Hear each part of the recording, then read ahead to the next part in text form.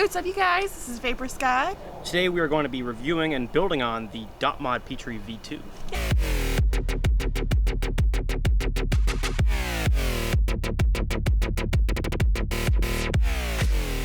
Here is the package that it comes in. Very, very nice packaging. It comes in these two tubes. Very, very nicely packaged. The top cap and barrel are made of anodized aluminum. 22mm RDA. Here's the deck here. Full peak base with gold-plated posts and deck. I love these screws. Pretty much what you do is you tighten them down until they're about finger tight, and then you grab some needle nose pliers. Don't tighten them down with a screwdriver. Get some needle nose pliers and use those ridges there to just tighten it down. And they can get very, very secure, and you'll not have to worry about stripping them. You got your 3mm by 2mm post holes, rectangular. That means you can fit pretty much anything in there. Great, huge post holes. And here's the base of the deck, very nicely machined, engraved DotMod and the serial number. Protruding 510, not sure if I'd use this on a hybrid though. Top cap just press fits right into that barrel using the O-rings, nice O-rings you got on there, and then just press fit that 510 wide bore drip tip on there.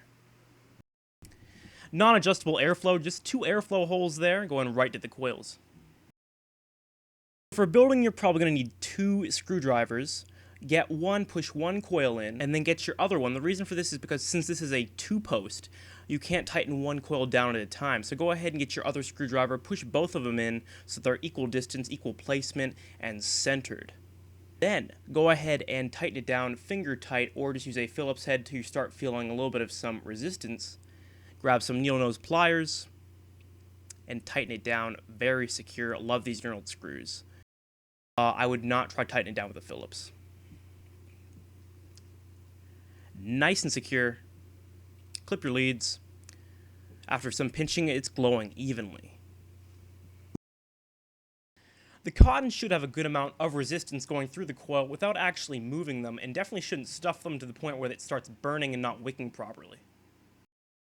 After some trial and error, I found out less cotton is definitely better in this RDA. You just want to have some fluffy, nice cotton in there. Just enough, 23 to 25 millimeters, so that it reaches the juice well, and then you can tuck it into the center a little bit.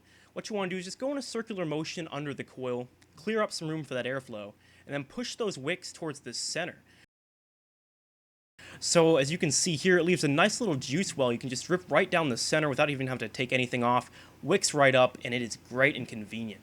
And it's firing. Go ahead, line up the air holes with the coils, pop on the top cap, and we're ready to vape.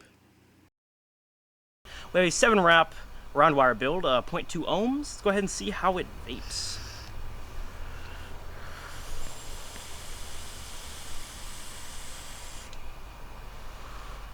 The flavor on it is great, like phenomenal flavor.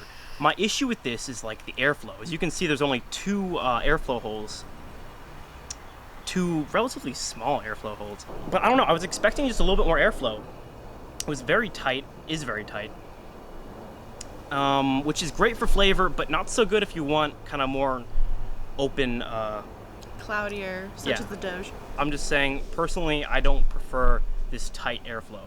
I believe they have a cloud cap and a chuff cap, which would give you a ton more airflow, which I'm interested in, but that's more money, and money's an issue with this because...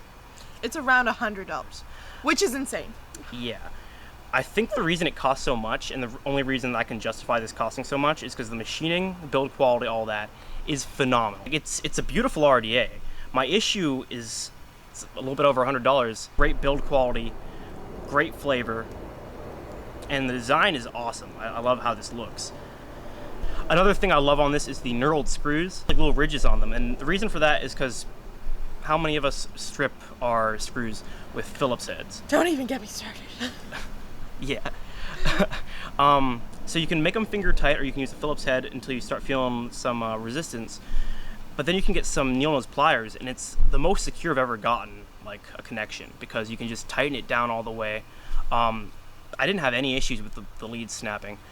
And a tip with this, or what I learned from trial and error, is that if you stuff it with cotton, you're going to have an issue with, since that airflow is on the side, you're going to have a very restrictive, more restrictive, terrible vape experience time. It's terrible.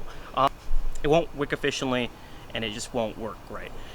I put a tiny amount of cotton in here. Probably, I clip these strips of cotton like pretty much 23 millimeters. Like, it's a very small amount of cotton. And another thing you can do, what I like about wicking like that, is that to make sure you have the maximum airflow, you push the wick in. So you wick it, and then you go ahead and push both the wicks towards the center, so there's kind of a gap. And then you have a nice little place for your juice that you can just drip right from the top without having to open anything, and it goes up the wicks. If you want a very, very flavorful but restrictive long vape, then this might be for you. And also, if you have the money and you want a flavor vape, DotMod Petri V2, check it out.